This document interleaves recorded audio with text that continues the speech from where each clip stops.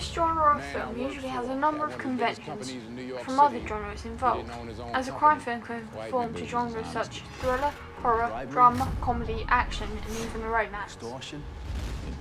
In the crime genre, the story is usually plot-driven and focuses on an investigative journey of a crime. As with many other genres, there is usually a heroic protagonist whose moral obligation is challenged throughout the story. There is also usually a main antagonist, however they are not often known until late in the story. This genre therefore relies a great deal on mystery and suspense in order to keep the audience's attention throughout the plot.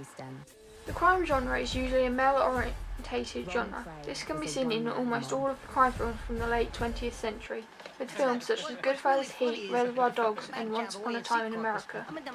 There are normally male main characters, a male target audience, and a male-orientated narrative. Male characters in crime films can be seen to be emotionally distant or scarred, and often have a troubled past personal life. The male characters are often seen as very physical, and there is an aesthetic appreciation of the character's possessions, such as cars and clothing. The female characters in crime films are conventionally secondary characters who either assist or hinder the main character. The female character is traditionally associated with being the victim, who is often the sexual interest of the main hero, and can sometimes be seen to be destructive in nature. An example of this kind of character would be Lynn Bracken, a female character from the 1997 film LA Confidential. This character is a love interest for both Exley and White in the film. Her character is an important cause of conflict in the film and is used as a sexual figure. Other characters in the crime genre are conventionally male and less significant to the storyline, other than the male main villain. The villain in a crime film is often a detached and removed figure or a very emotional character representing either end of the emotional spectrum. There is normally a high level of intelligence, and the film's plot will centre on his actions. There may also be characters such as the muscle, helpers, and other victims. The settings of films in crime dramas varies between busy cities, which are often the location of crime films which revolve around organised crime and drugs, and remote locations which can be used in crime thriller films to unsettle the audience due to their isolation. The plot in the crime genre often depend on the subgenre which the film belongs to. A crime film can be focused on the police and therefore would usually follow a whodunit type plot of a simple good guy versus bad guy storyline. The gangster film's plot is usually more complex and can follow multiple storylines while telling the story of a life of a particular individual. For example, in Goodfellas, the narrative centres on the life of Henry Hill, starting from when he was a young teenager through his life, telling multiple different stories throughout. Common themes of this genre may include moral conflict for the main protagonist, the classic situation of good versus evil, and or the concept that humanity is flawed.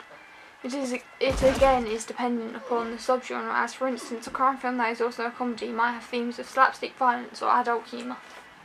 Crime genre's props can be integral to the story, sometimes more so than the characters. The props can also be a common theme used within the film. For example, alcohol, cigarettes and guns are often used within crime films, both for symbolism within the narrative and the setting of the films. This scene from Goodfellas of Robert De Niro's character smoking is iconic within the crime genre. As an indicator of the time period, smoking can be used as a clear indicator.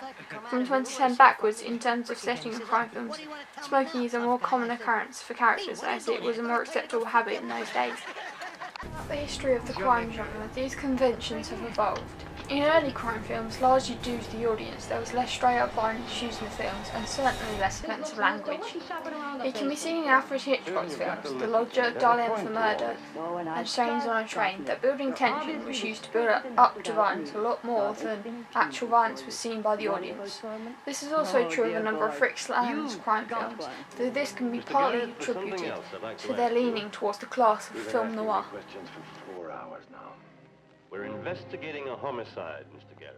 To be more focused on what is implied through camera shots, sound, mise-en-scène and editing in earlier crime films, rather than the dialogue between characters, not only in the silent films of the early period of the crime genre.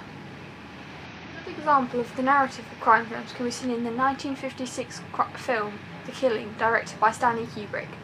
This is a complex plot for a heist film.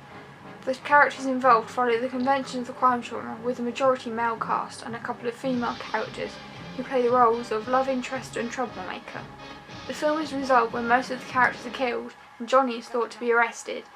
The end shot does leave the audience on a cliffhanger, however, as it is only shown that two policemen are walking towards him and then ends before the audience finds out anything more.